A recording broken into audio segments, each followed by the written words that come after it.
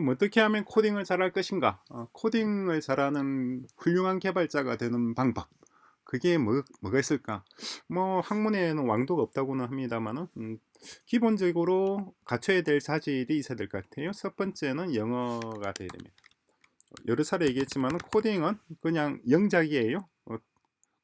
영작을 하나 한 가지 패턴일 뿐입니다. 그래서 영작이 안 된다.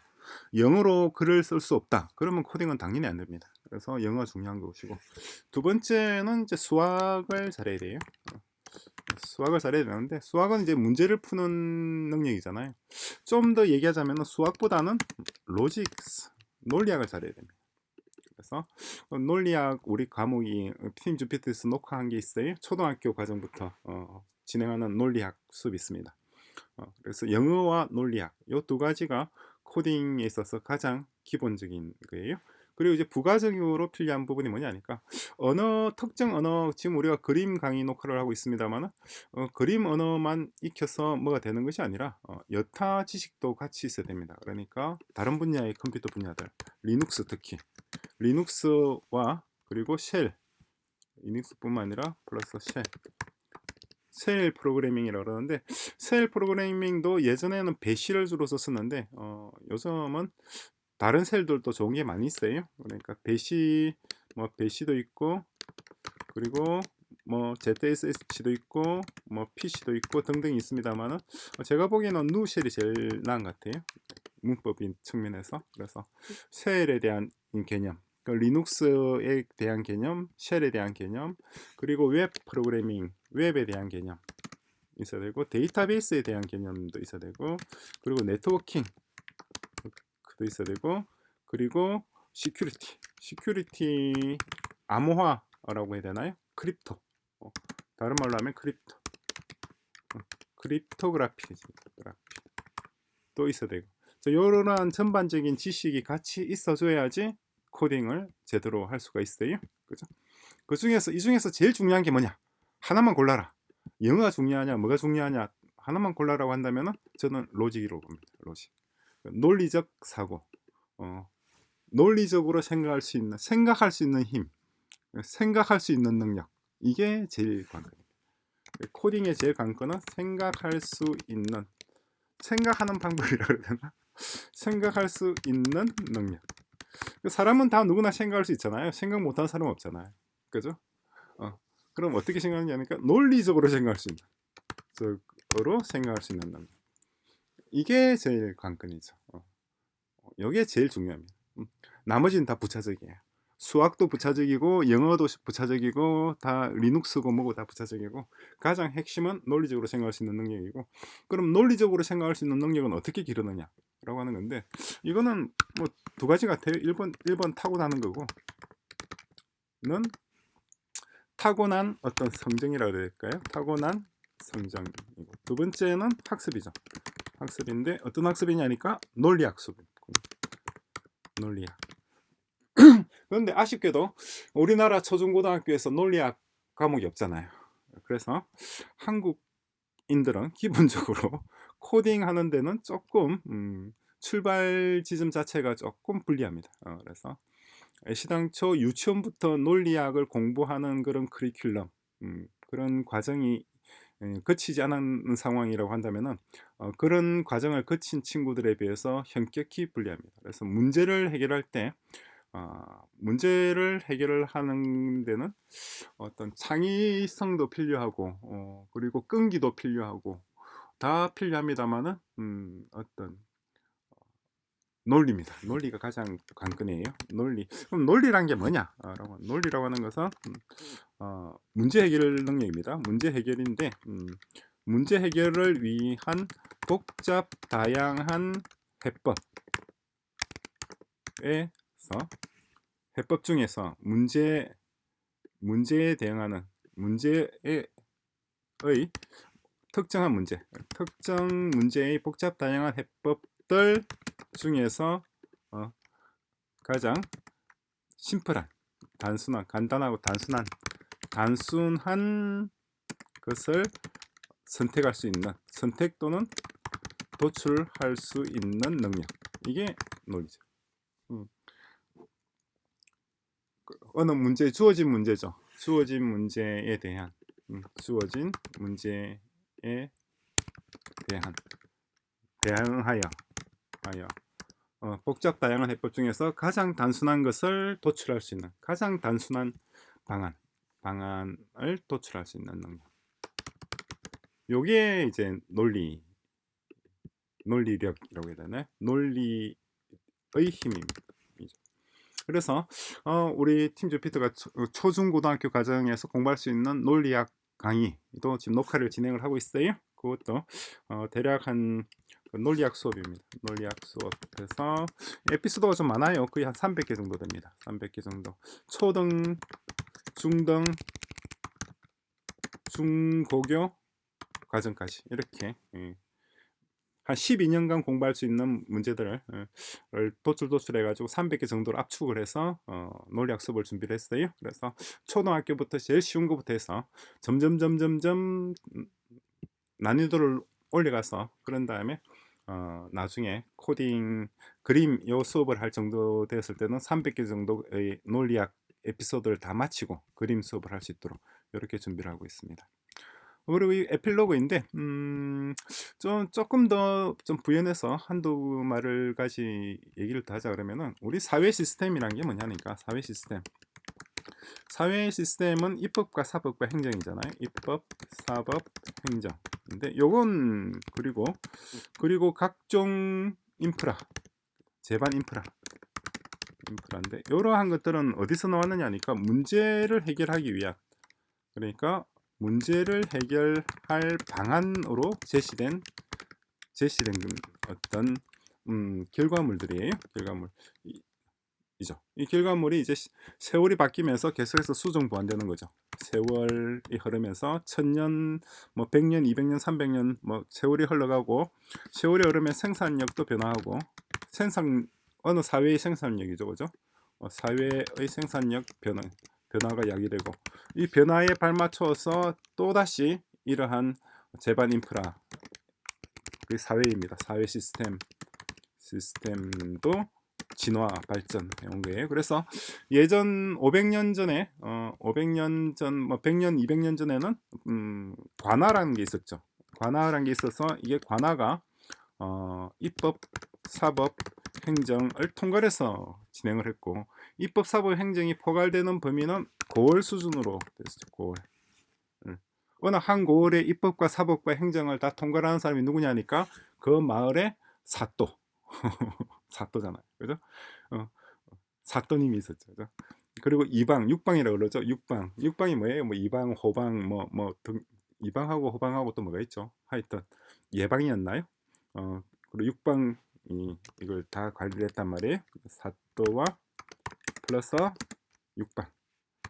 사또라고 하는 것이 뭐 정확한 명칭은 아니겠습니다만은 고을의 수령이라고 해야 되나요? 수령 있는데, 이것이 세월이 지나면서 이제 최근 100년 전에, 한국으로 치면은 한 70년쯤 전에 드디어 입법, 사법, 행정 3권 분리가 된 새로운 시스템이 만들어졌죠.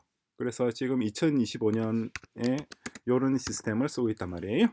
현재까지 이어지고 있는데, 지금 이제 2025년 현재에 또 새로운 어떤 기술적인 생산력의 변화가 일어나고 있죠. 그 생산력의 변화라고 하는 것은 AI 기술의 대중화, 특히 중국에서 다양한 형태의 기술들이 개발되고 있잖아요, 그죠?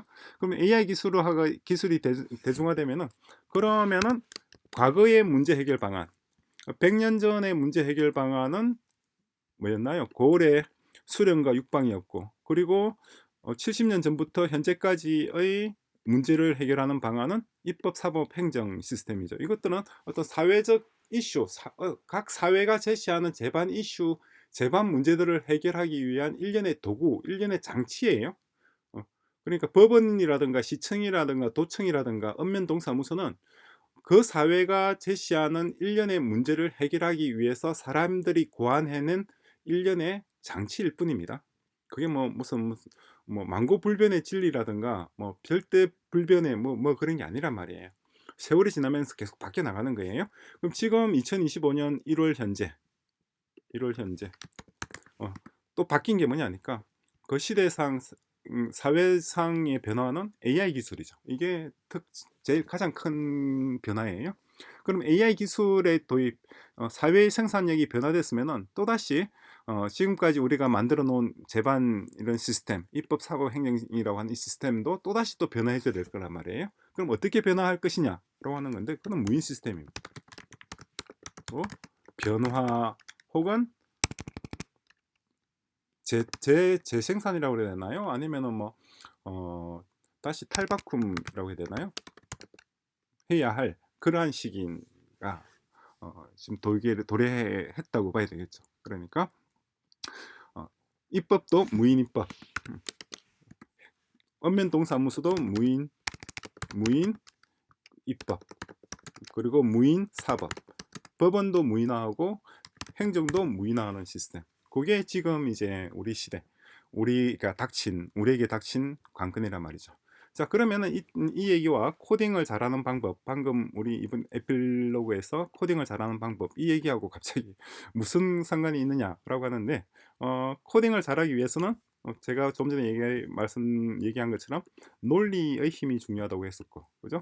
그럼 논리의 힘을 간꾼으로 해서, 이걸 기준으로 해서, 논리의 힘을 기반으로 해서 기존의 입법과 사법과 행정과 제반 인프라를 재구성해야 필요가 있다. 사법, 행정 및 제반 인프라. 여러 가지 굳이 하자 그러면은 뭐가 있나요? 교통도 있고, 교통, 통신, 교육, 학교도 있고, 의료도 있고, 그리고 시장도 있고, 시장이 유통이죠. 유통이 있고, 다음에 제조도 있고 등등 이러한 것들이잖아요.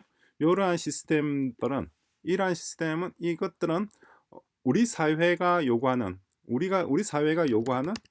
사회가 던진 문제들에 대한 제반 문제들에